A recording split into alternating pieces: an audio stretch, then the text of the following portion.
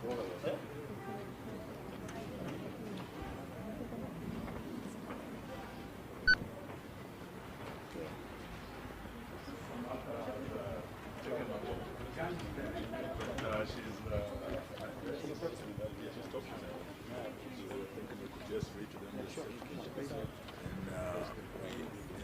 you and JB to make a few comments.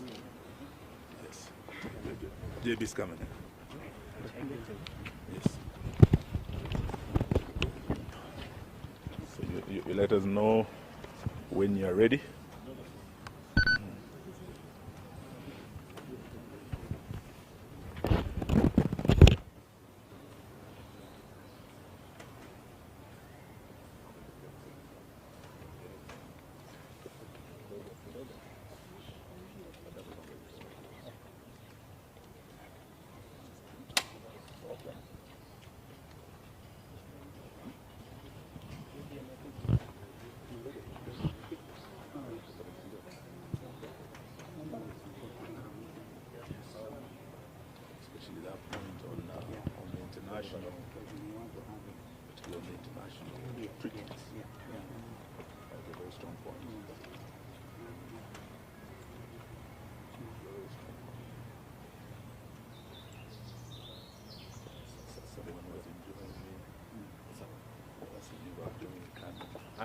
When you're ready, we're ready.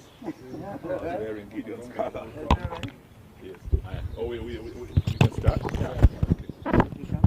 Yes, I think he'll join us. So thank you very much, ladies and gentlemen of the press.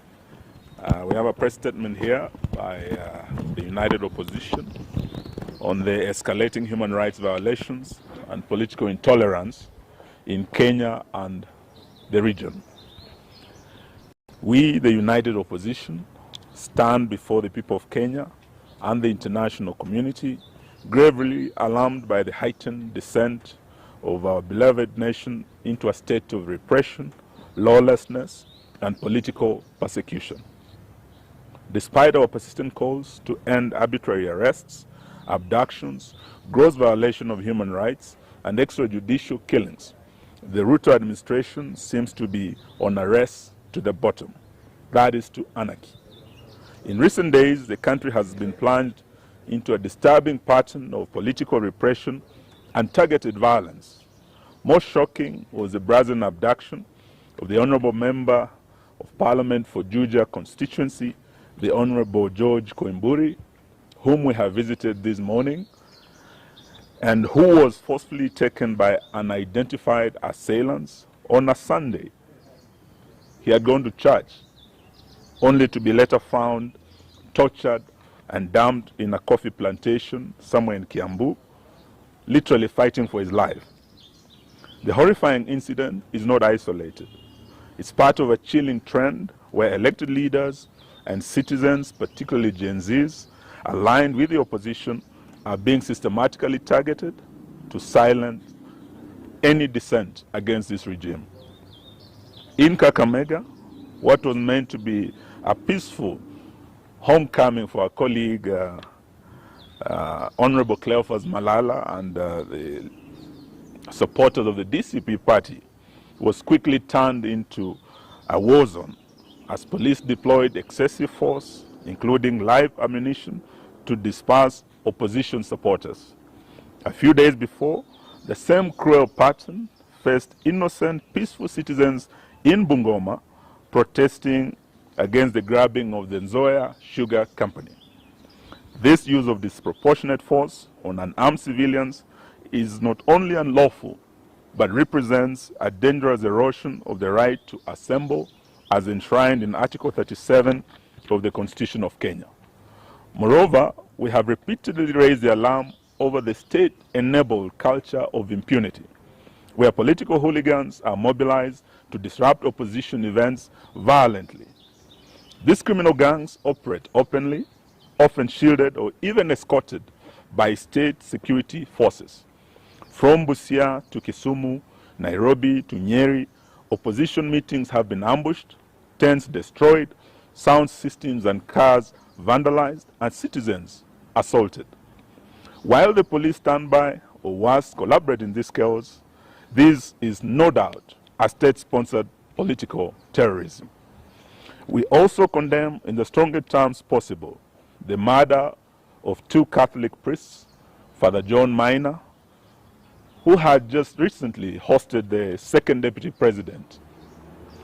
We also condemn the death and murder of Father Alois Cheruiyot Bet, who had also been paid a visit by DCI officers, only to be murdered shortly thereafter. We are in solidarity with the Catholic Church in demand for justice and holding to account those responsible for these heinous crimes.